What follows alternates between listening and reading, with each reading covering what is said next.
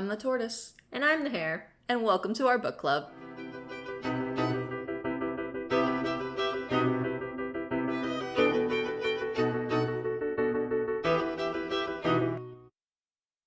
Hello.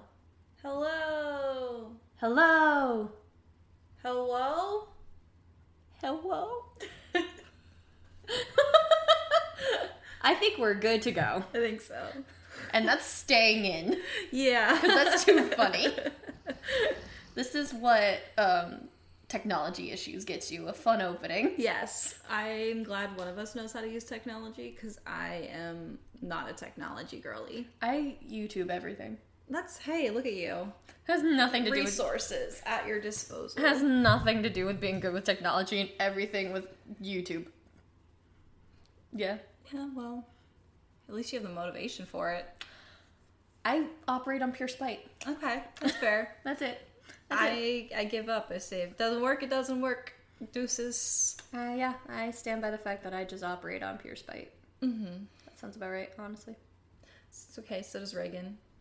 She does, though. Pure spite and chaos. The chaos is Penny, more like. That's true. But she does it on accident, That's though. That's true. the funny part. Yeah. Like, Reagan does it on purpose. Uh-huh. Penny's an accident. She just, and then eventually becomes on purpose because she just gets fed up with everyone. Yes. And she's inspired by Reagan, which is unfortunate. Yeah, deeply unfortunate. They're hilarious, though. Oh, so funny. Love it. Hi. Hi. Hey, guys. Hello. Welcome. It's book club in the morning. Book club in the morning. Listen, we're high off of pancakes and sugar. So this is going to be fun. And words are not wording. No, they're not. So we're going to do our best here. This is going to be very funny. Which works because we are talking about probably one of the funniest series, like unintentionally funny, I think. I think a bit of both. I Yeah. think there is some intentional humor, and then it just ends up being hilarious because the characters lend themselves to humor so well. Yeah. So, and that's KF Breene for you. KF Breene. So we're going to be talking about KF Breene's Demon Days Vampire Nights series. Which is as unhinged as it sounds. It is deeply unhinged and it's beautiful. There are a total of 12 books? Something like that? 11 books. There should be 12, but that's for later down. We'll go in order. Yes. We're going to go in order of our opinions. Okay. We're going to try and have a structure to this, and then just like the books, we're going to fall off of it pretty quickly. Yes, we are. There's a cliff, and it's going to fall off of. Yeah. Bye-bye. Bye-bye us. That's okay. So we have 3... They're kind of broken apart into 3 trilogies, I guess. Yeah. 4. Naff. 4. Yes. Well, it's 3 trilogies and 1 duology that should have been a trilogy, but again, I'll get there when I get there. We will get there, because boy, do we have opinions. Because, like, guys, listen.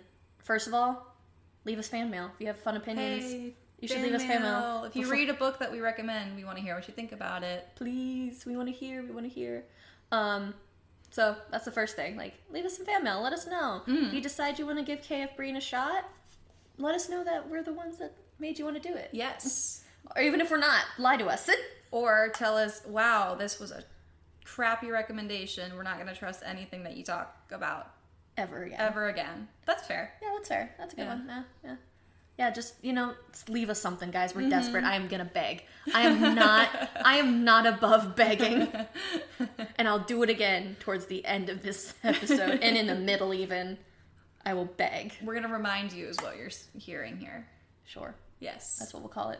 That sounds nicer. Yes. A gentle reminder. A gentle reminder. Before we get started, how you enjoying my dog just laying out on your lap? It's great. He's a good little weighted blanket.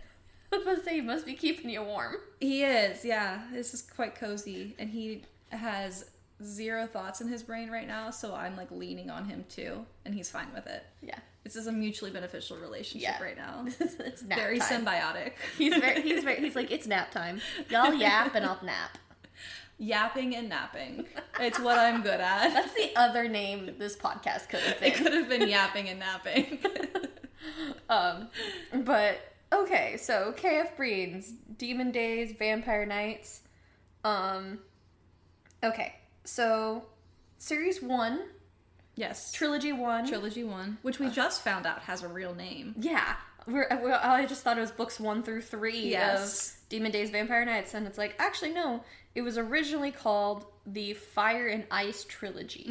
Which is why we think this was not intended to set up as 4 or 3 trilogies and a duology. Yeah. But it kind of fell off the cliff, which, relatable. Yeah, and a great thing that it happened, because it's such a good... It is so good. So freaking good. So books 1 through 3 follow Reagan Somerset, and the fact that she's just like a little bounty hunter. She's a magical bounty hunter. Yes. And she's doing her best.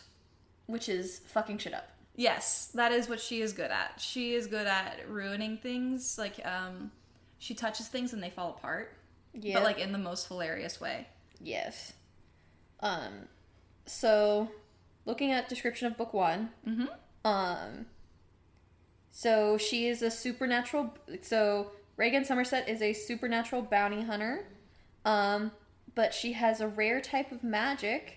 So it's kind of like her only option in life. And she has to keep it secret. Yeah. Keep it secret, keep it safe.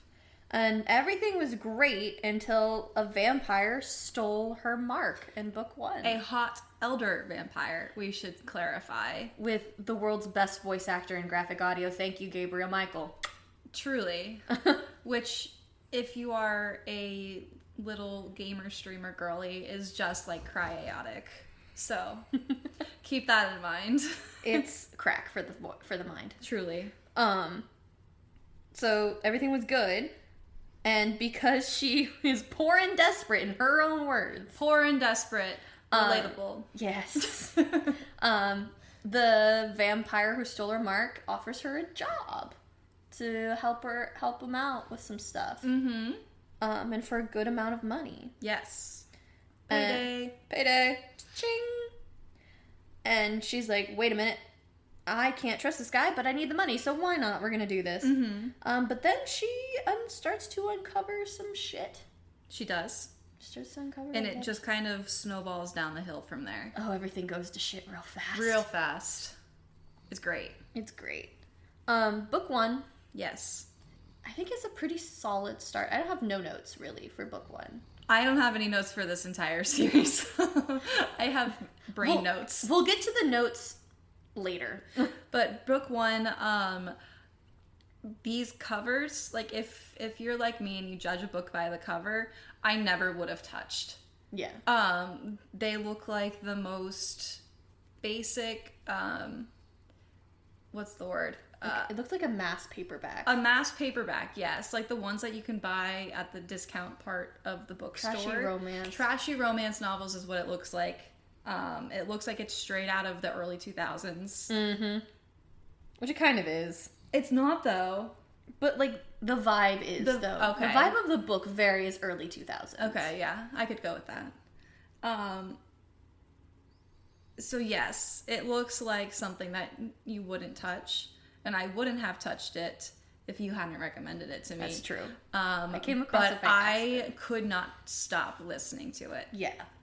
Yeah, you like blazed. I did. This. I got through the whole thing like before you even made it to Penny's books. Yeah, just because like I was reading, I think, other things at the same time. Yes. But such a good. Honestly, the first trilogy basically takes Reagan's journey and her kind of.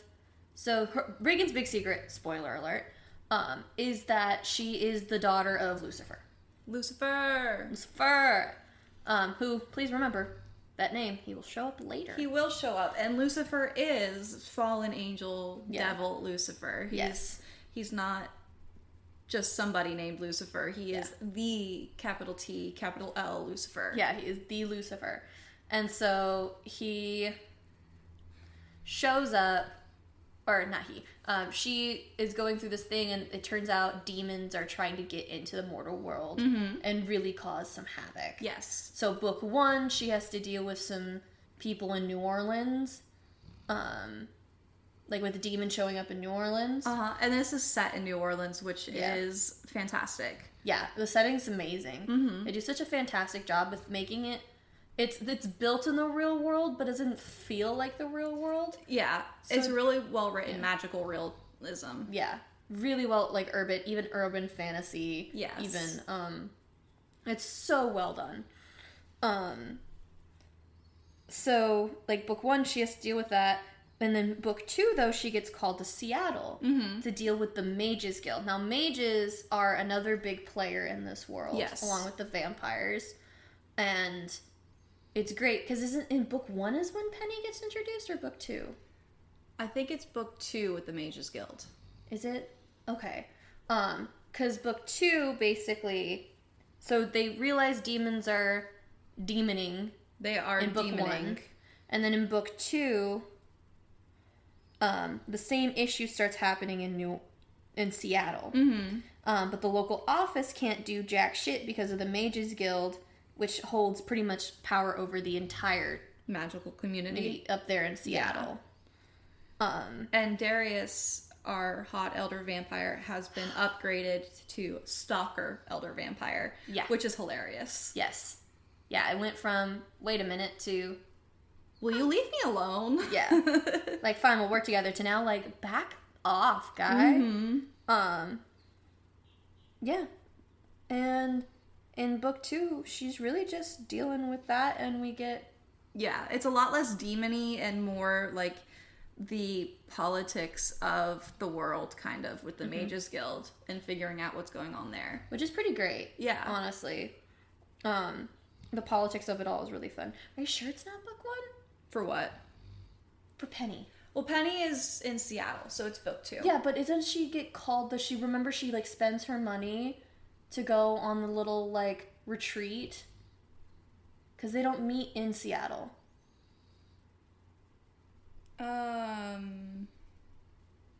I don't know, keep talking, I'll look it up. Yeah, okay. Sorry, Penny's very important and probably one of my favorite characters in the entire fucking book. Yeah. So, hold on. Okay, so book 2, more about politics, more about dealing with the Mage Guild, and dealing with a powerful vampire, or powerful demon that she can't really go near because her secret will be discovered. So... she's like trying to balance not only the politics of the magical world, but also dealing with, oh wait, if a demon finds out that I'm Lucifer's kid, I'm screwed. So book 2 is really just her trying to figure out how to deal with all these different parties who could get her killed. And then finally, book 3, they start trying to deal with... so they deal with the Seattle stuff for the most part. And they thought they took care of everything, but it turns out they didn't, and this is where the werewolves sort of show up, and they're more like shifters. Yes. Rather than werewolves, because they can change into almost anything, not just wolves. Yes, there is a were yeti. There's the were yeti, which is incredible. Yep, there's like a were-fox too and a were-mouse, I think. Yes. Like, it's great. Like, they're fantastic.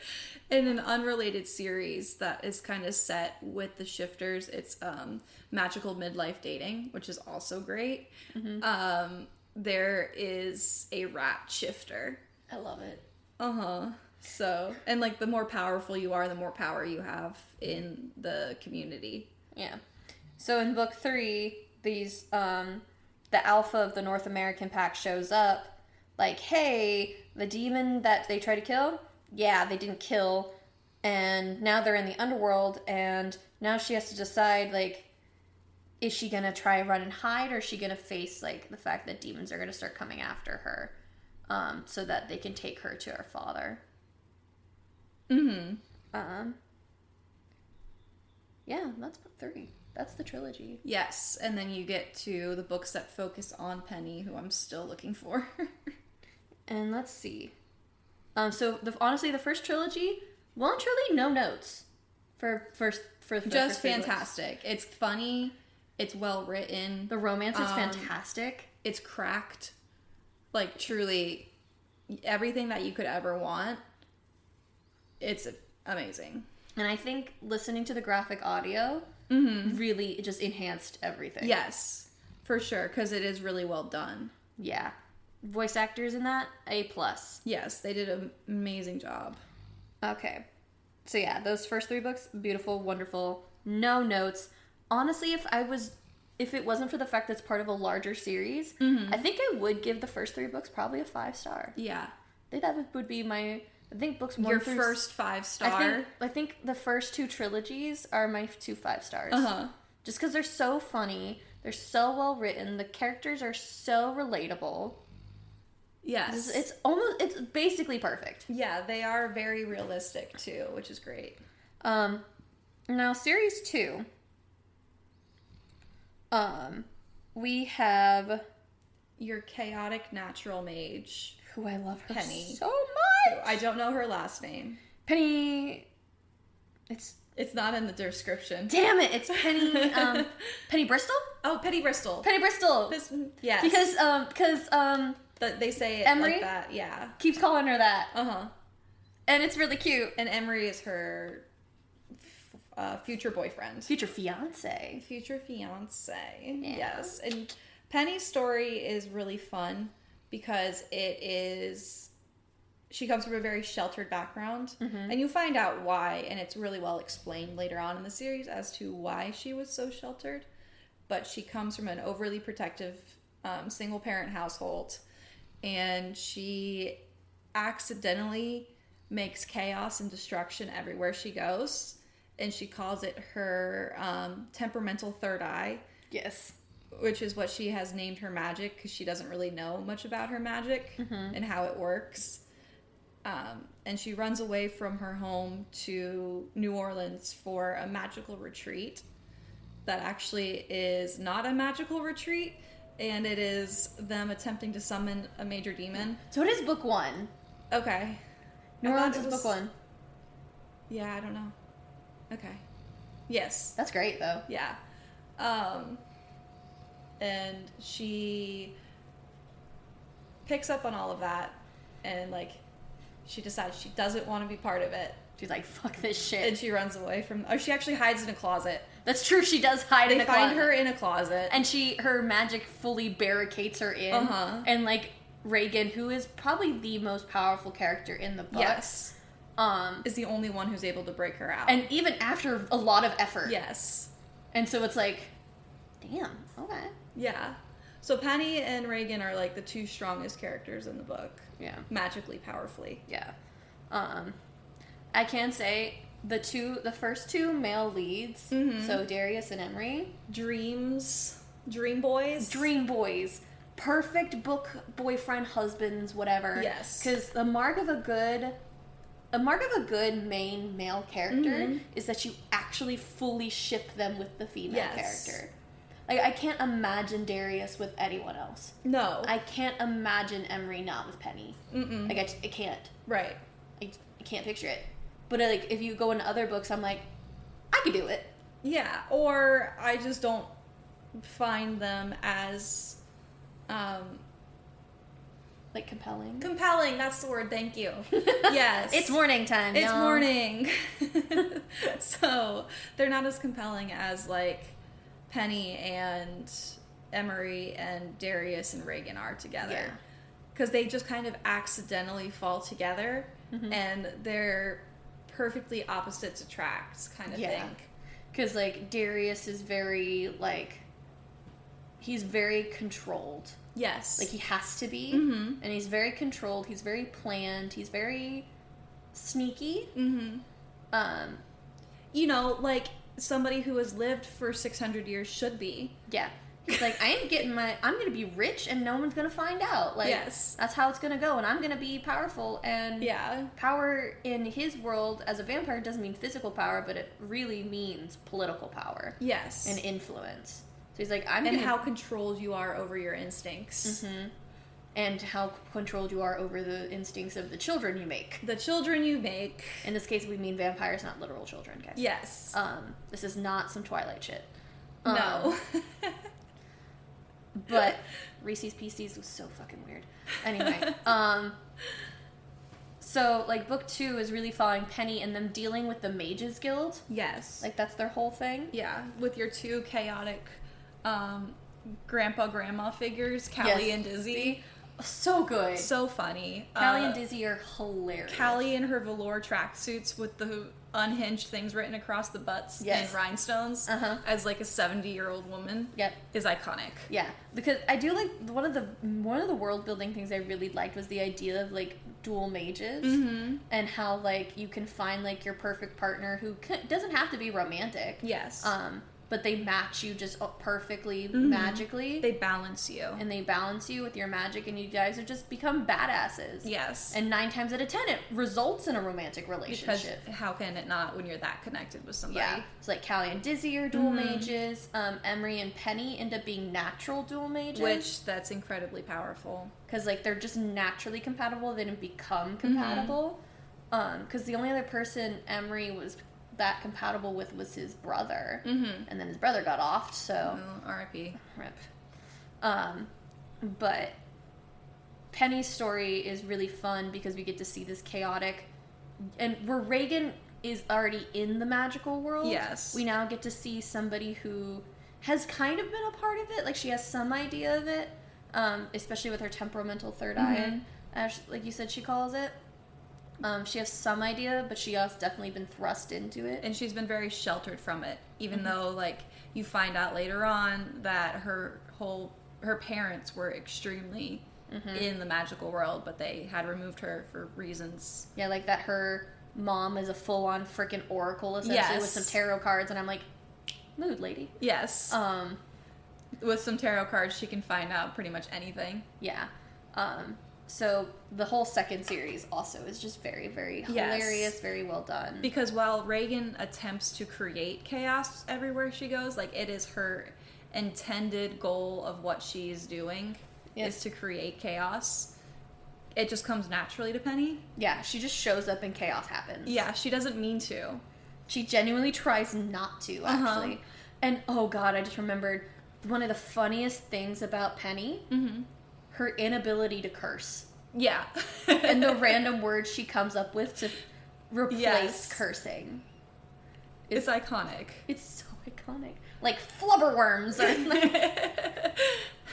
And she won't curse. Like she just won't. Whereas you have Reagan where it's like every other word. Yeah, she's like, I'm gonna slap a bitch, let's go. And then Emery is like, did you really just say that? Instead of just saying a curse word. Like, really? It's okay. Yeah. You're like, you're not grown, but you're grown. She is grown. She's in her 20s. Okay. Yeah. I just don't picture... I think it's part of her character, because of how sheltered she is. Yes. But, she feels a lot younger than she is. Yeah. Especially because, like, she still lives with her mom, which... Yeah. Who doesn't? In this economy? Which is also really funny when... Because one of the things I appreciated, because I texted you about this with a different thing, but like a lot of authors aren't very good at writing 20-something virgins, like virgins, like in their 20s. It's like not good. They're not good at it. No, it's like they always write it where it's like the only thing you think about is having sex with somebody, or like or they're like, oh, I can't do that. I'm so nervous. Da da da. Yeah, like. Which there is some aspect of nervousness, but it's not your whole fucking personality. Yeah. And it's like also them being like, I don't know what to do.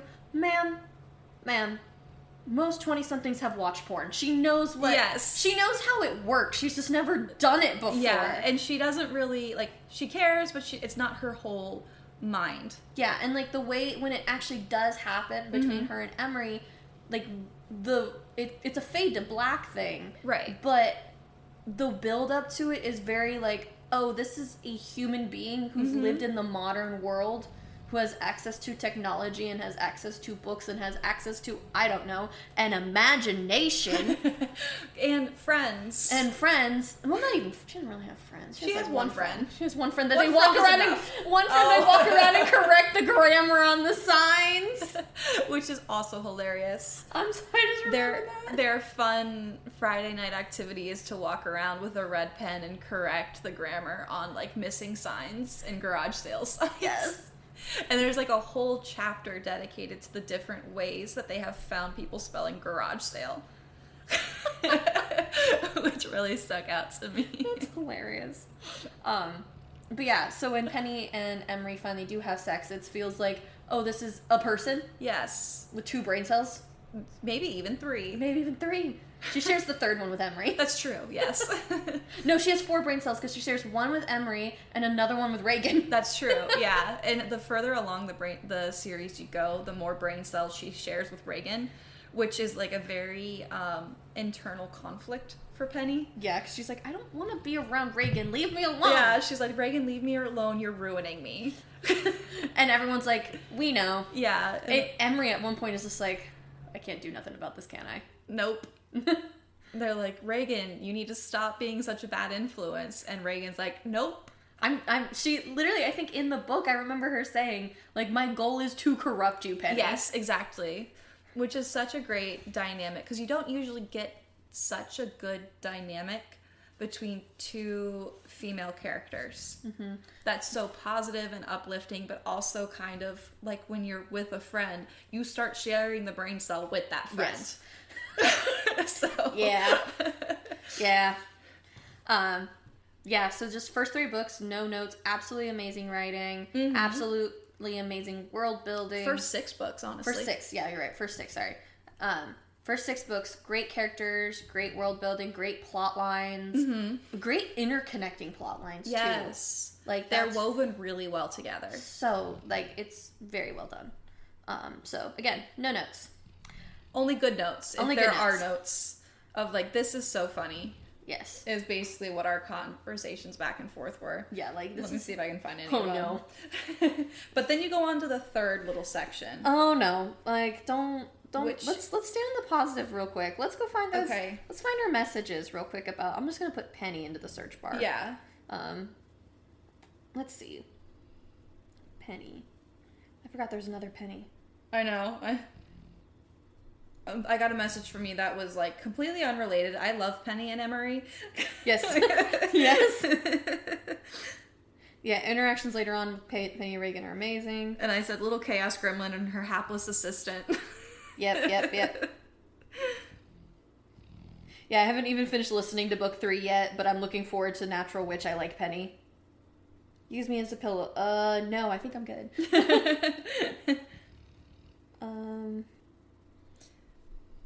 I can't even track our conversations because they jump around between like work talk in the middle of talking about books. We'll like be like, here's the thing. Yeah. Work. Here's the thing. Work. Yes. Hey, you want to go to Barnes & Noble? What are we... Let's see. Oh, and the use me as a pillow, no, I think I'm good, was between Penny and somebody else. It wasn't Emery? I think it was Emery, yeah. Yeah, because I think it's before they got together. Yeah, it was. Because they were being stupidly stubborn about it.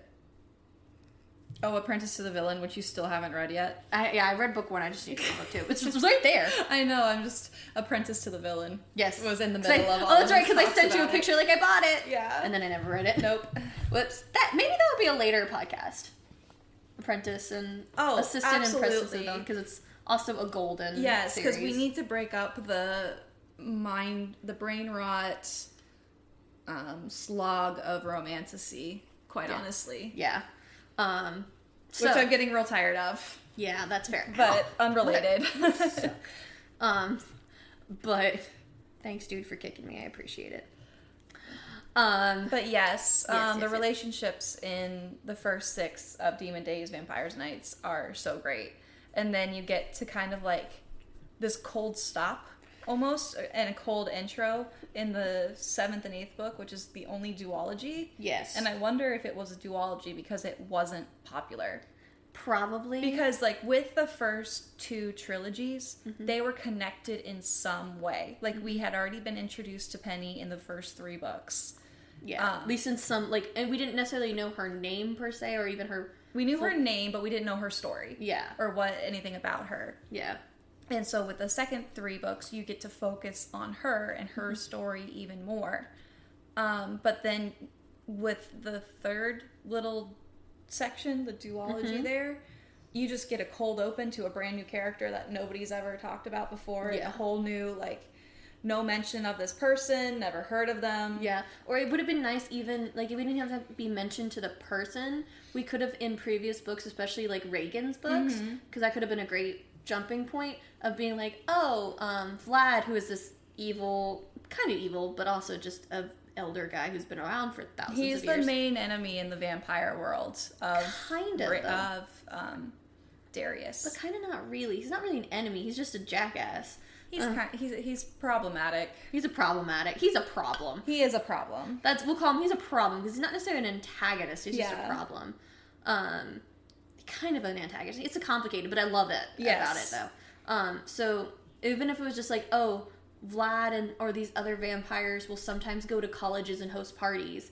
Like, if they would have done that, like, mentioned that idea before, and even, like, in Penny's book, kind of segue into it, some kind of connection to who this character was or this setting, because we switch to a totally different place that's never been mentioned. We go to California, of all places, which is nothing like New Orleans or Seattle. Yeah. It's like, and you just kind of get flung into this whole new realm, and it does connect back. Yeah. But you have to, like, work through it first. Yeah, because it's not it doesn't connect in the beginning. You're just, like, hoping for the best. Yeah. You are in it because you're like, I've read this far and I want to know what happens. And I know that this is a good author and she knows how to write, and... Yeah. Though, like, Charity? Charity, that's her name. Yes. Is that actually her name? Uh-huh. Okay. Yeah, that's actually her name. Okay, I didn't know if that was the joke. And then we get, like, introduced to a whole new subsect of magical creatures through Charity. Yeah, because we've never even... Because we get introduced to the Fae. Yes, which had never even been brought up as anything. And probably mostly because they don't exist really in the human world. Yeah. They're very much in the magical world only. Like, they're kind of like a myth, for a lack of a better word. Yeah. And it would have been so great to have a lot of this introduced in Reagan's, like, do the vampire stuff in Reagan's book, and in Penny's book have the shifter stuff mentioned. The witch mages stuff. No, the shifter stuff. Neither Penny nor Emery are shifters. No, but they interact a lot with the shifters. Okay, I see what you're saying. Yeah. Because the shifters won't go within 10 feet of Reagan. That's because she's a problem. She's a problem. Though I wouldn't be surprised if Roger, the guy in charge, and Reagan, if he was a little bit younger with a little less self-control, they would have slept together. Oh, absolutely. It would have been so much tension between them. There's so much tension. I'm like, are you... And also, if she didn't bully all of his weaker shifters. Yeah, she does bully them so bad. Which is hilarious with the dog shifter, Red. Oh, God. Poor Red. Poor Red. Reagan bullies him so badly. So badly. But anyway, back to the... Charity. Yeah, Charity and the warrior Fae stuff. Yes. So, yeah, Charity, she grew up in Chicago. Yes. And now lives in California. Again, two places that have never been mentioned. And it's like, well, who is this person? Why do we care? Yeah. Like, luckily... I have no emotional connection to this person, and the only tie to the other 6 books is Roger. Roger and the Vlad. head of the American shifters. Vlad does Vlad, yeah. But there's only, like, these 2 ties to... people who've barely been in, and it's weird how she seamlessly integrates Penny so well, but then doesn't integrate. Yeah, it was very jarring. Yeah. Especially, it might not have been if you were reading them, like, as they were being released, but just speed running these books. Yeah, like, honestly, once you hit Penny's series, you kind of speed run it after that. Yeah. So it was like, what are we doing here with Charity? Because I liked the concept. Like, the idea behind it was really great, but we were talking how it would have been really cool if instead of her being from Chicago and all this stuff, if we could still have Charity have her same exact background. Which is a troubled background with mom that I think abandoned her and a abusive alcoholic father. Yeah. And that all could have happened in Reagan's neighborhood. Which is, like, the slums of New Orleans, which is hilarious. Yeah. And I'm like, when we were talking about it as we were reading it, we were like, you know what should have happened? Charity should have been one of Reagan's neighbors. Mm-hmm. With this crazy blonde bitch down the road that everybody is scared of. Yeah, and in book 1, we could have been... Okay, we still could have had this jarring moment where we're now in California, her going to college, but instead she could be reminiscing about growing up in New Orleans and living down the street from this crazy blonde bitch who kept losing her front door. Yeah. Weird things kept happening in her neighborhood. And how, like, this one guy would stalk around the neighborhood and basically was neighborhood watch, so I felt safe with that. Yeah. But, like... There could even be some bitterness of, like, he watched the neighborhood but never helped me with my dad. Right. With my stepdad. Mm-hmm. No, she thought he was her dad. Yeah. That's right. Like, she didn't know it wasn't her dad until later. Right, yeah. And so, like, there could have been that could have been some fun character moments, some good tie to the original, and it could be like, oh, these weird things are happening, so when in book 1 of the duology, she ends up at this vampire frat party, right, that is meant to... Still having no idea about magic, because Reagan didn't really say anything about magic to any of her neighbors. But everyone kind of knew. Like, the certain ones that paid attention knew, but they chose to ignore it. Yeah. So I feel like that could have been really cool if she would have also been in that same state. Which is also, just side note, so on brand, like, so accurate for... those kinds of neighborhoods of, like, when weird things happen, especially in major cities and everything, you just don't look at it. You're just like, I didn't see it. I didn't see it, I didn't hear it, nothing happened. Yeah. But if she had been reminiscing and then her rich roommate invites her to this party and this weird shit happens, she's like, I'm ignoring it. Nope. Yep. We're just gonna fall back in these habits and oh no, I can't ignore it anymore. They're trying to kill me. Yes. Also... from the Goodreads summary for the one, a cunning elder vampire who's Vlad, who wishes to use her for her blood ties and maybe tie her to the bed. So, so there is this weird aspect too there of, like, Vlad and Charity. I never got that from them. Yeah, Vlad wanted to tie her down with marriage. When did that happen? Like, it was a major theme throughout the whole books. Was it? Yes. I didn't see that yes. at all. No, when I was listening, that didn't register in my mind at all. Yeah, it was a fight between her alpha shifter partner. Who I did like a lot. Yeah, he is really cool. Like, the characters ended up being really cool. It was just you had to get over the jarring... The plotline sucked, let's just say it. Yes, true. It was more of a setup book because it came into big play in the last 3. Yeah, which was stupid. Which Breene doesn't usually have just setup books, which is why it was so jarring to read. It's such a weird series because it felt like there should have been like maybe they dealt with Vlad in that, like, done a trilogy where they deal with Vlad. Right. Because he can't keep his hands to himself, which again, I didn't really get from when I was listening to the No, books. he definitely was creepy. He was creepy stalker, rapist vibes. I knew he was creepy stalker. That much I got. And all that I got, but I didn't get that he... Like, it was just that moment of, like, he's being weird, but I never registered it as him trying to get with Charity. Yeah. It just never registered in my mind for that. I have to go back and listen to these books again? You sure do. It's fine. It'll be great. I want to listen to Vlad, who's old enough to be my great-great-grandfather, trying to sleep with somebody who's less... Isn't he from the 1200s? He is, yeah.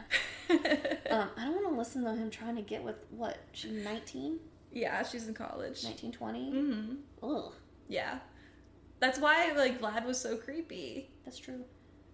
Wait, is this also the book I was mad where I'm like, she's a blank major and she's not using it? No, that was a different book. That was a different book, I think. That was your Dark Halos book. Oh, that's right. Okay, thank God. She was smart, though. She was supposed to be smart. And I didn't really see that, I don't think. Because she has a full ride scholarship to college in California. Which is probably a pretty big deal. Yeah. But it would have been really cool to have these ties in and then, like, actually been a trilogy that had, like... It could still have that overarching plot, but be more self-contained. Mm-hmm. Where maybe it's like, okay, she's gonna go find her dad and get the warrior fae and try and convince them to come help, and that all happens in her trilogy. Right. Rather than it spilling over into the final trilogy. Yeah, because you're used to, like, the 3, 3, 3 is what you expected, and then all of a sudden it stops after book 2, and we go back to Reagan as the main character. It was very confusing. I didn't like it. I didn't like it either. It was a weird little road bump in the series. Because I wanted to get to know Charity. I wanted to get to see her and, what's his name? Devin. I wanted to see her and Devin, like, really, like, go through the character development that the other two female characters got. And more with interaction with Penny and Reagan with Charity, because they are hilarious together. Yes. Because Charity is a take no shit kind of gal. Yeah. And Penny is just a la-di-da-di-da. Yeah, so you have chaos gremlin, naive little girl. Not really, but, like, you have chaos, naivete, and strictness. She's discipline. Discipline. And that would have been so great to see them, like, have a trio. Yes. And rather than the trio being, Emery. Wasn't the pyramid ended up being... It was Emery... Penny and Reagan? Yes. I would have liked it if it was Reagan, Penny, and Charity. It would make Charity make sense. Yes. Because then Charity's book ends up feeling unnecessary. It does. And, like, the only reason you have her in there is to add the warrior fae who have, like, this subsect bit that they are helpful, but they're not super helpful. Like, they don't really serve a purpose. You probably could have just gotten rid of those 2 books and edit out the fae and it was call a weird little bit that didn't make a whole lot of sense. That we wanted more from. Because it could have been really good. Yeah. But I was left feeling wanting. Yeah. That's the only part of it that makes the series as a whole like a 4-star for me. Because 4.5. 4-star, I'm sorry. Okay. Those 2 books ruined me. Because there could have been more. Yes, there could have definitely been more. If I'm left wanting, no thank you. Demoted. Oh no. So, but then you get to the last bit of it, the last 3 books. And this is like when all hell literally breaks loose. Because they literally go into hell. And that's when we get the big conflict with Lucifer, and then all of a sudden the angels are involved, which was a very cool part. Yeah, the angels getting involved were really fun. Lucifer, I thought I was going to hate. He had a little redemption arc in there. He did, and he ends up being, like, you still kind of hate him, because he is still kind of the devil. Yes. And he does fit that... Well, he's a demon. He's a demon. So... He's a fallen angel who, quite frankly, is like Reagan, doesn't give 2 shits about... following rules, but he doesn't care for morality. Correct. There's that part of it. And honestly, you know what I would have paid gold to read about in like a prequel book? Lucifer and her mom. Yes. True. But he also ends up being like a really good dad. Yes, he is a fantastic dad. Yeah. In a series full of bad dads, you have Lucifer, who is kind of your absent father figure. Because Penny's dad wasn't there, but it was because he was dead. Yeah. So that's not really his fault. Yeah. And then,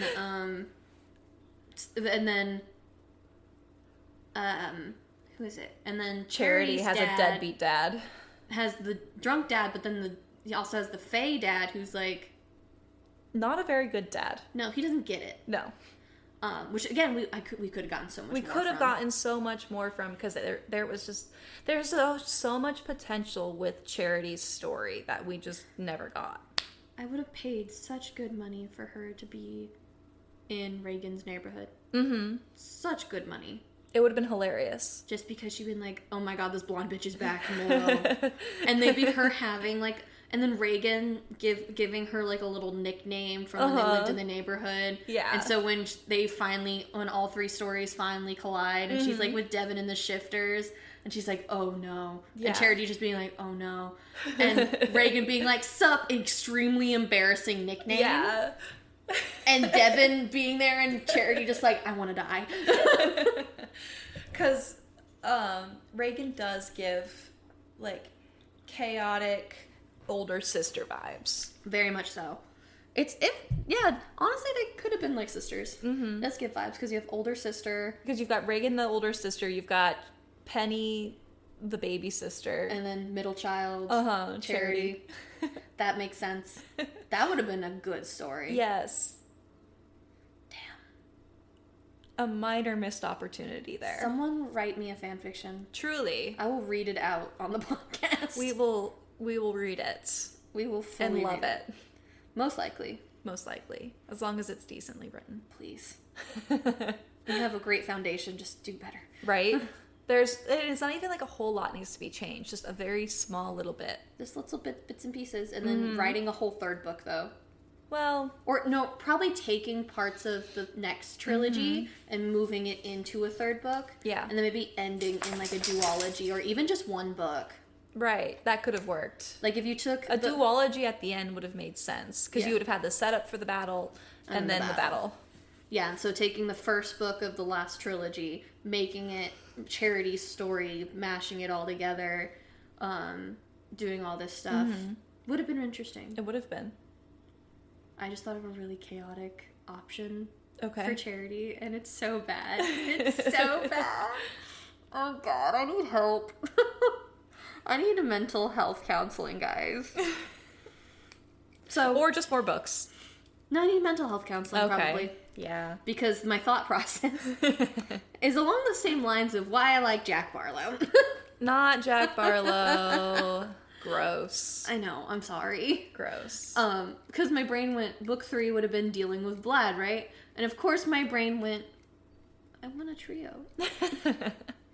Anytime I can get a trio in a book, guys, I'm gonna go for it. Oh no, Vlad, Devin, and Charity? Ugh.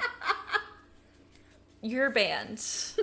Nope. No more ideas from you. Nope. Because Vlad is a little creeper. Oh, exactly. But that would have been great character development. No, it wouldn't have. If he becomes less creepy? He still would have been creepy is the problem. I know. Because he's 800 years old. And we accept a 19-year-old and a... You suck. I'm sorry. I didn't mean to break that. It's okay. It was just I said you suck to him. Oh. Not to you. Never you. But I think it would have been... Because we accept a 19-year-old with a 600-year-old. We do. But also the 600-year-old Faye is not creating parties for underage college kids, drugging them and forcibly changing them into vampires through his drugs. That's true. That is true. Sometimes you have a problematic that just stays problematic. Yeah. Like Jack Barlow. But I could fix him. No, you can't. You can't fix him. Some are too far gone. Shoma. There's no fixing. Shoma, we could fix him. We could fix him, Shoma, together. Just show a cute dog.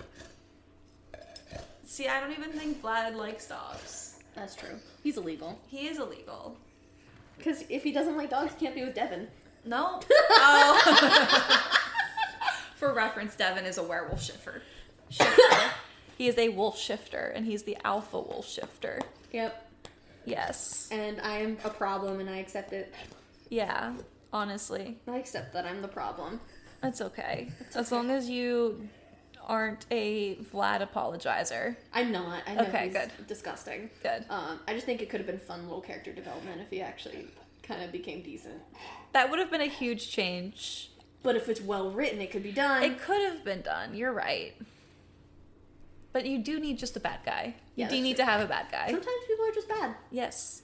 I'm just thinking of this great quote from one of my Dungeons and Dragons shows that I like, where one of the characters is like, the greatest magic of all. Do you remember what it is? What would your answer be? The greatest magic of all. Love? So they said friendship. Oh. And the character that says, do you remember what it is? It's like, no, you moron. It's chronomancy. You think that people didn't die because they didn't love each other enough in war? What? It's time magic. The greatest magic of all is chronomancy. Not friendship. Not friendship or love, guys. So that is one thing that made me want to laugh so hard in the recent series I read. Yeah. That love can overcome all. I'm like, I get it. Not always. Not always. If it's a mental battle, yes, I do agree with that. But if it's like a physical battle, like, no, your love ain't gonna save you from getting stabbed. That's true. You know what will? Chronomancy. Thank you, Brennan Lee Mulligan. Who's that? The dungeon master who came up with that. Oh, okay. Yeah, the DM that came up with Gotcha, that. Gotcha. Let's think. Where are we at? Okay, last 3 books. I think we're beating a dead horse with the duology. Yeah, we've made our point on it. Yeah. So the last 3 books is when all of the conflicts kind of come to a head. Yeah. So you have your main characters here. You've got Reagan and Darius. You've got Penny and Emery. You have Charity and Devin. You have your 2 grandmother, grandfather chaos figures, Dizzy and Callie. Yep. You've got kind of Lucifer, though he comes more into play in the last 3 books there. Yeah. He comes more to the forefront. Yeah, he fully becomes a character. Yeah, you get the neighborhood watch in Reagan's neighborhood. And the fact that, won the lottery or some shit. And because there is this new in Charity's books, we get this crazy Fae lady who is the Fae version of Penny's mom. So she is just this crazy Fae oracle, and you have Penny's mom who is a human oracle. They get along like cats and dogs. They hate each other because they're the complete opposites. But the crazy Fae lady, I don't even remember her name. She's redheaded or something. Yeah. She discovers in the human world, she discovers cocaine. That's right. She discovers hard drugs. She discovers hard drugs. And she helps Reagan's neighbors in her impoverished neighborhood, struggling neighborhood, do basically insider trading in the stock market. So it's not the lottery, it was insider trading. That's right. And so they're at the end of the books, they're getting investigated. And she's like, don't worry, it'll blow over. Yeah. Because who would believe these guys would have insider trader knowledge? Yeah, they just got lucky. Oh God. She was so funny. Hilarious. And so, when we say that it's the most unhinged kind of humor, it's a crazy Fae lady that discovers cocaine in the human world, and that amplifies her magic. Yeah, and then she then proceeds to not only save the day with her prophecies and shit, but also help 2 guys down on their luck.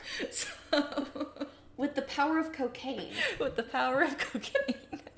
This is so going to be quoted on. This is going on a short. With the episode title, With the Power of Cocaine. Oh God, we'll get banned. With the power of hard drugs. Yes.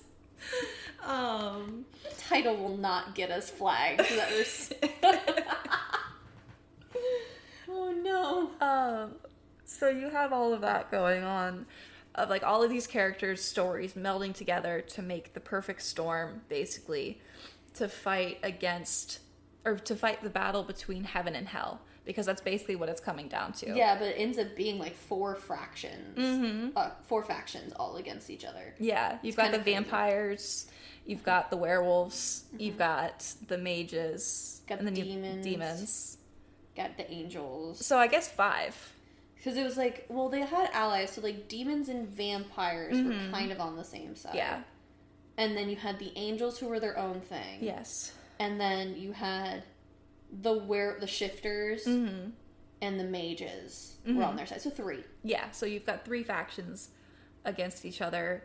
And the angels kind of appear out of nowhere, but they're also aren't they the bad people? They're kind of. It ends up being very morally ambiguous. Which kind of makes sense for, the influence of heaven. Yeah. And it just makes sense for the book as a whole, too. And for reality, because the book is very realistic in things. Yeah. And, they're all fighting, but, they realize that this is just, that's it. That's all they're doing. There's no purpose to it by the end of it. Because, Reagan dies, doesn't she? Yeah, she dies, and then Michael comes in. And saves her ass. Brings her back. Yeah. Because they all kind of realize that this is dumb. Yeah. And that's almost the funniest part of it all. That it just kind of stops. That everyone's like, wait a minute, what are we doing? Like, why are we being dumb? And it's when Reagan, like, dies that everybody kind of realize what's going on. Yeah, because she ends up being, like, she's the chaotic older sister, as you said earlier. But she is definitely, like, the glue that binds a lot of people. Because while she's chaotic, she does care. Even though she tries. She is your quintessential chaotic good. Yes. Yeah, that's a good way of putting it. She is the chaotic good character. Yeah. And so when you get to that last series, everything's falling apart, but also being put back together. Her learning about her demon magic and being Lucifer's kid is so fun to watch. Yeah. It just was really good. Like, her getting those lessons, learning how to manipulate reality. That stuff was so cool. And, and also her learning how to do it because her dad purposely kept a certain garden because her mom loved it. I was like, oh.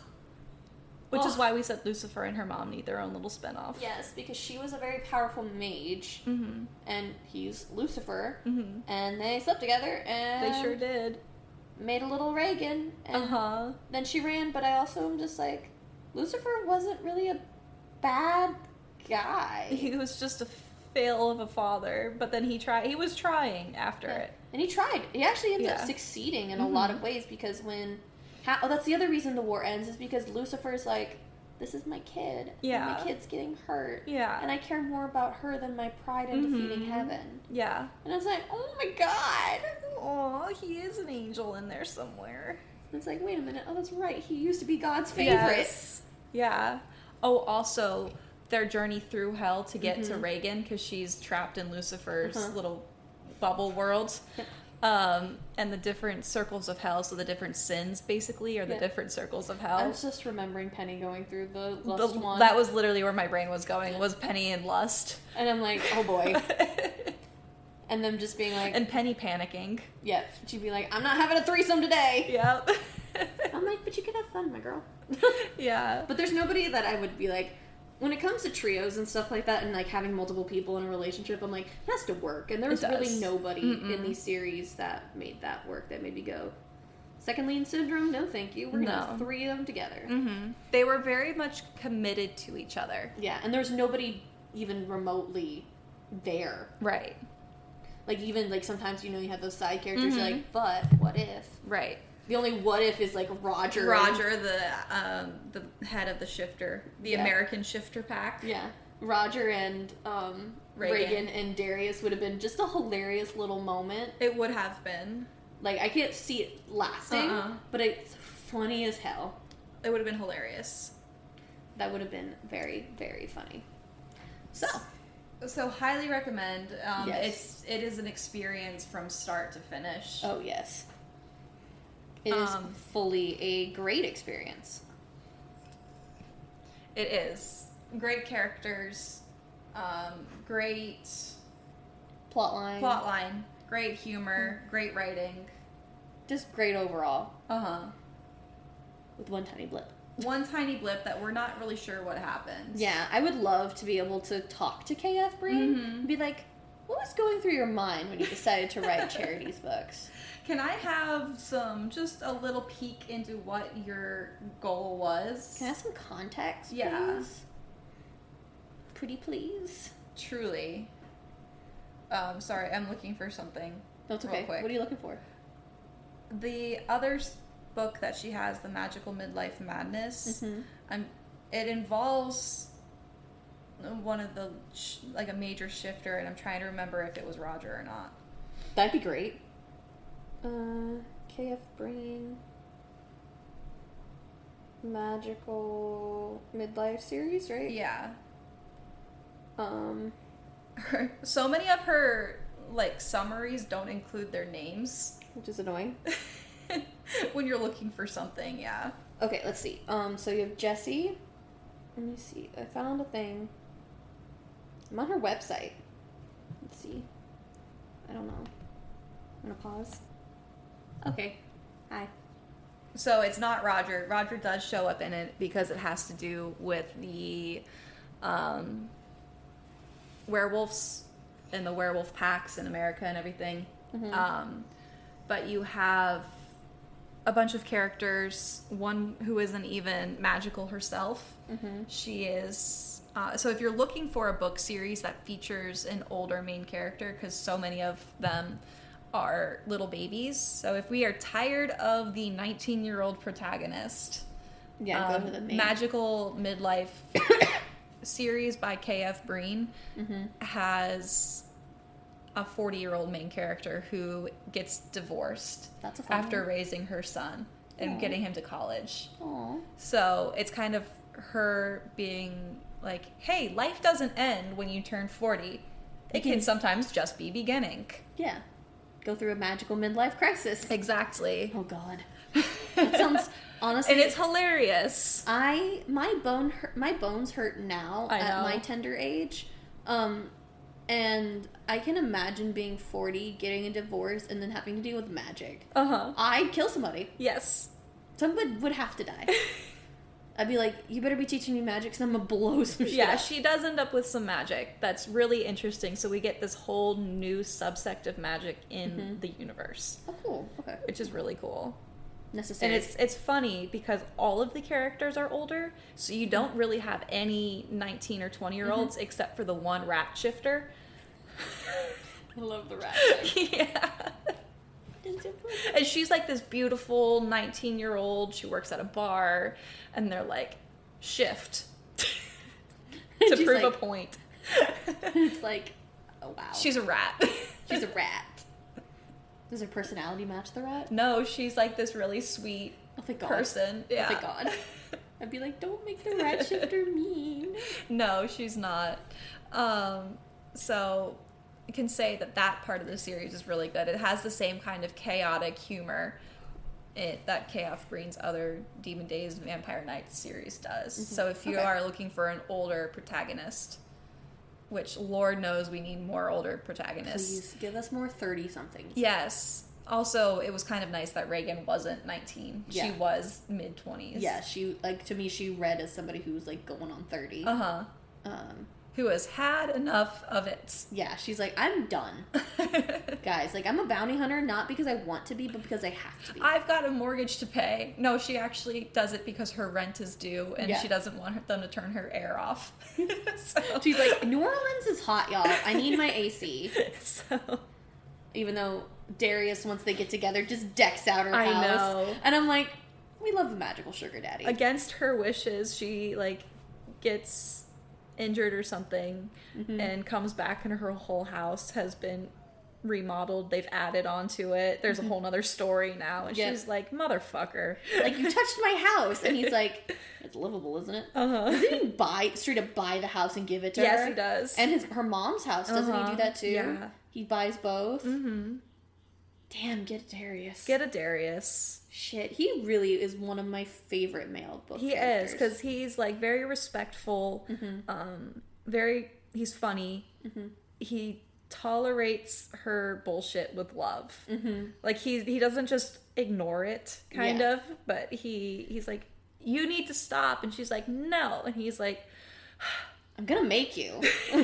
Like, and that's the thing I loved about their relationship, too, is, like, he's very secretive, and he definitely does some shady shit. Yes.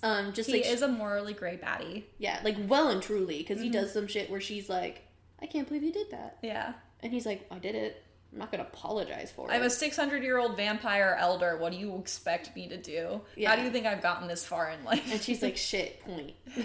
Make a point. Yeah. Fine. And then when she goes off and does some dumb shit that only gets her killed, he's like, babe, I'm going to kill you. Yeah.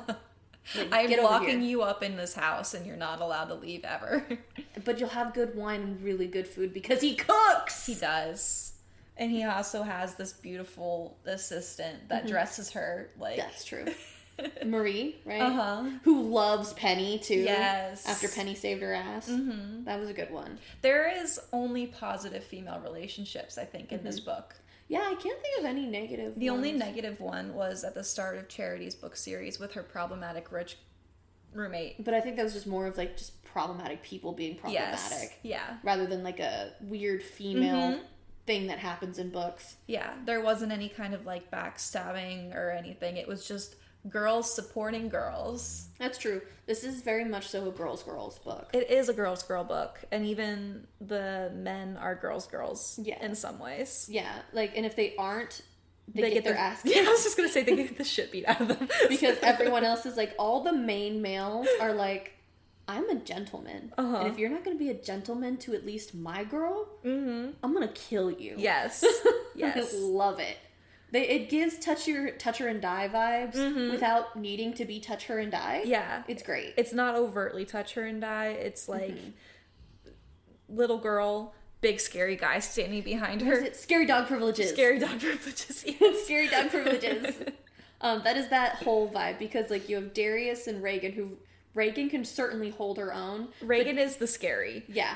But even then, Darius is in the background and is just like, try it. Try it. If she doesn't kill you, I will. Yeah. Like, she'll do it. I'm here to stand here and look pretty. Yes. But and maybe I'll save you from her. But at the same time, he's like, but if she doesn't want to deal with you, I will. Yeah. And then you have Penny and Emery, who... And Penny will accidentally kill you and go, oh my gosh. I'm so sorry. But I love how Emery is also just like, I guess I'm here for my wife, okay. Yeah. Emery just kind of resigns himself to his fate in like the most positive and happily like leashed male ever. Yeah, it gives like, while not being golden retriever vibes, it almost gives golden retriever vibes, where he's like, I love everything she does. Yeah. Yeah, he's like, this is my wife. Like, what do you expect me to do? Even before they're married. Even before they get anywhere near it. Yeah. It's just like, this is my wife. What do you want me to do? Because that's like, I don't know why. Like, Darius, I know I do know why, but Darius and Reagan just give, like, they are a couple. You cannot, like, they're the it couple. Like, they are. They're the power couple. They're the power couple, where Emery and Penny are just like, they're married. What do you want me to say? they're done. They're an old married couple. They're an old married couple. And then I think Charity and Devin are like the younger ones, where it's like they're still getting to know each other, almost like the honeymoon phase esque couple that had like a rough background, but you wouldn't know because of how they act now. There was one girl's relationship. Devin's like, that one girl was kind of being weird with Devin. Oh, the other shifter. Yeah, the other shifter. Yeah. Was kind of that. That's the only other... She was jealous. Yeah. She wanted to be with him. Yeah, that's the only, like, non-positive relationship. That also just felt like the natural progression of, like, a bunch of dominant personalities in one place. Yeah.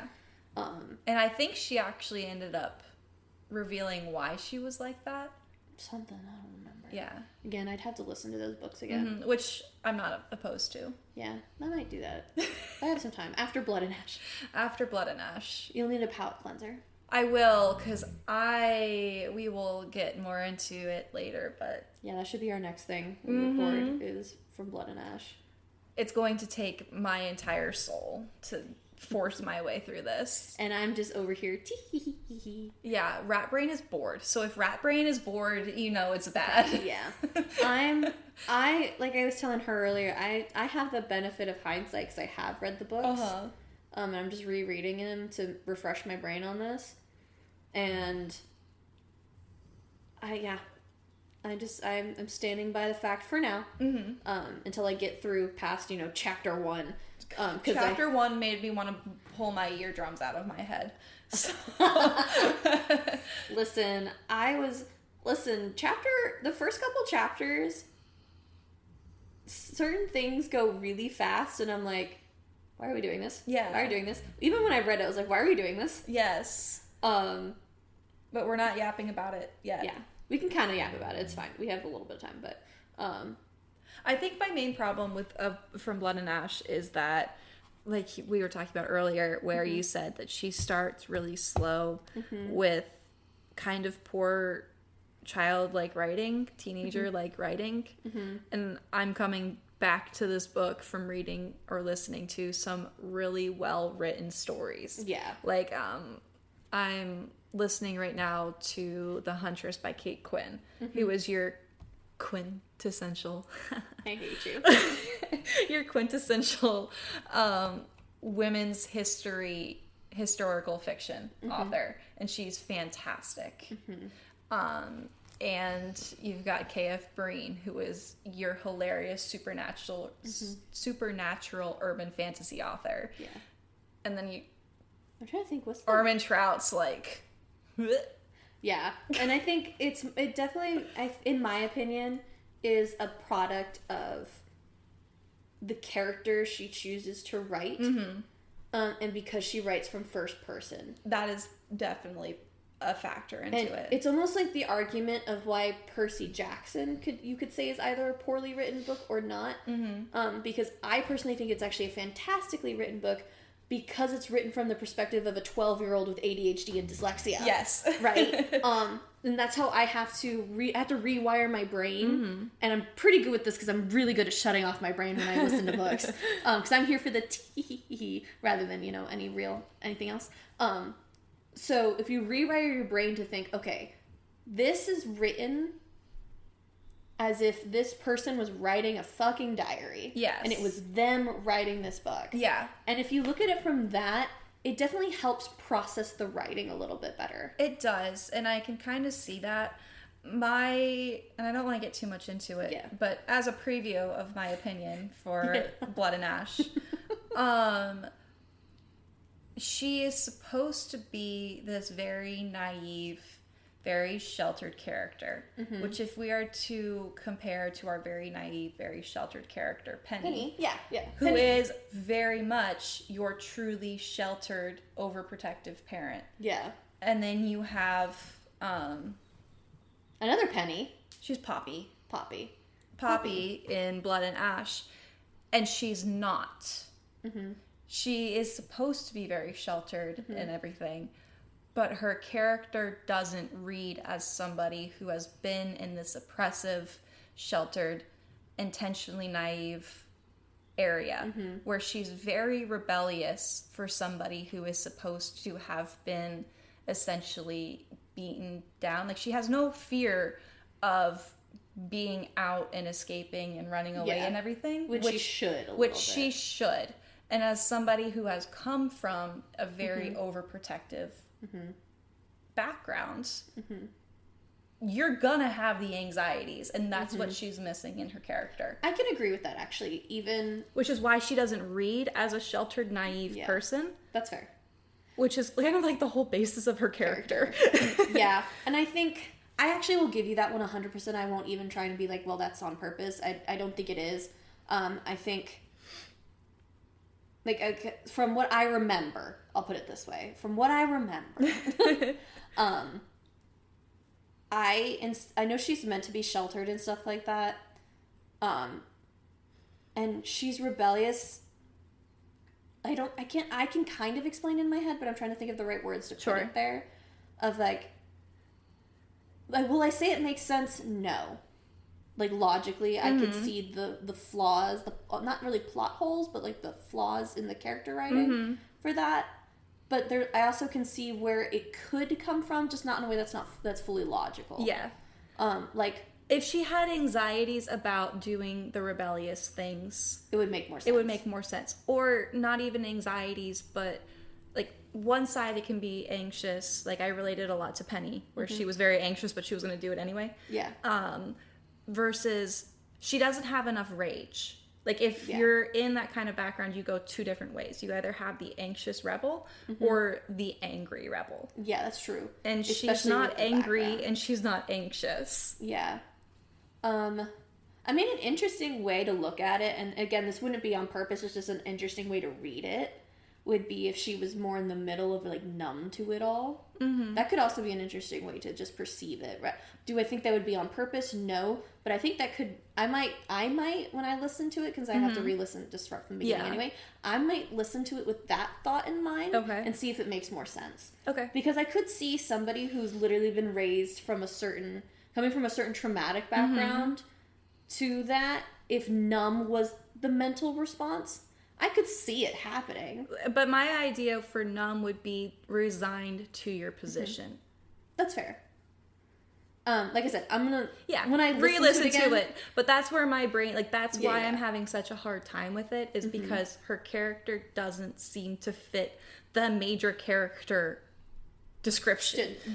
Her character's actions don't match her character background. That's fair. No, like I said, that's fair. I might go into it with a different mindset just to see if I can pick it a little bit. We can talk about it. Just because I think there is some rhyme and reason to it. I agree it might not be fully logical. Yeah. But I think we should... Or realistic is kind of where my brain is. Yeah. But I think there is a rhyme and reason to it. We might just have to think about it. Sure, we can, and we'll delve more into it. It just was popping up in my head because you have Penny, who is such a well-written, sheltered character. Yes, I agree. I 100% agree that Penny is probably the quintessential, like, sheltered female character. That's written as one would actually be. Yeah. Because in a way, I almost actually feel like Poppy should be a little more scared. Yes. In my brain, like, I would imagine her being terrified. Of doing everything she's doing. But in my brain, I also think of, like, but if her guard person, Victor? It's been a minute. If Victor has been training her, there is a self-confidence that comes from knowing how to physically protect yourself. But then you pair it with the consequences she receives, which is a whole nother fucking thing that I have that we will talk about when we talk about from Blood and Ash, or whatever it's called. Yeah, no, you got it. Because, oh my god. Yeah, I know, I remember that. Yeah, and... we're not going to talk about it yet. You can look forward to From Blood and Ash. Yeah. And when we're going to share all of our thoughts on it. And I have a lot. Yes. And I will probably also have a lot, which will be interesting. Because I will say, this will be my final thing on it, before we sign off for the day. When you get to the end, because like I said, there is a cliffhanger. If you find it in your soul and you're like, I do, because it's like, again, it's like a Moss book, where the last couple chapters are like everything happens, and you're like, oh shit, I'm gonna have to listen to the second book. If you end up in that, I do think you'll like the following books better. Because it becomes more plot focused and less character focused. Because that is kind of the big issue with book one. It's very character focused. I love character focused, but I mean, if it's not written in a way that you like it, it can be a problem. So. If your characters aren't written well, don't do character focused. Because the plot is actually amazing. Once you get into the plots, you're like, oh my god, this is fun. Is there some batshit stuff that we will get into? Yes, but like she just grabbed the bridge of her nose. So yeah, I'm trying to control myself. The headache that just popped up in her head. Because my thing, and this is probably why a lot of people like this prequel series a lot more, because it is, I can see it being better written. Yes. As, like, people preferring it because it is better written. But for me, I read Blood and Ash, and I will listen to Blood and Ash because it's just fun. It's a turn off your brain. Enjoy a little tee-hee-hee world. Yeah. And just, like, suspend your disbelief. I wanted to be able to turn off my brain because I have so much that I do that, like, rat brain needs to be entertained in order for me to function as a human. So, like, for a little rat to run on its wheel and do its thing, it has to be entertained. That's where my brain is. It wasn't entertained. I was just like, when is this fucking thing over? So. Oh no. But this is a preview of maybe in the second half I'll change my mind. But yes, this is a preview of what we're getting into with Blood and Ash, because boy do I have opinions. Opinions will be shared, guys. I have an odd feeling that our Blood and Ash episode is going to be our longest one. Quite possibly, which is saying something because this one's an hour and 20 already. Yeah. Because, and let's be honest, about 20 minutes of this is us talking about From Blood and Ash. So guys, tune in. I wish we could go, like, live on Blood and Ash and be like, listen to us live, because we probably could. We can explore some options, because that would be hilarious. Yes, because the amount of just have to say about this is gonna be, because this is a thick book. It's like 500, 600 pages long. The first half of the dramatized edition was like 8 or 10 hours. Yeah. It's like a 20-hour book, dramatized. So yeah, it's a thick book and a lot happens, but not a lot has happened. Yeah. So it's weird. It's a weird thing. I do think it's a very decisive book. So okay, divisive. Thank you. Divisive book. Decisive too, and like you decide whether or not you like it. I still remember I binge reading these books when I was out of surgery. So hey, what works for you works for you. I binge read literally half the series. I'm sure it's great. But with that, we will talk to you later. Yeah. See you next week. See you next time. Bye.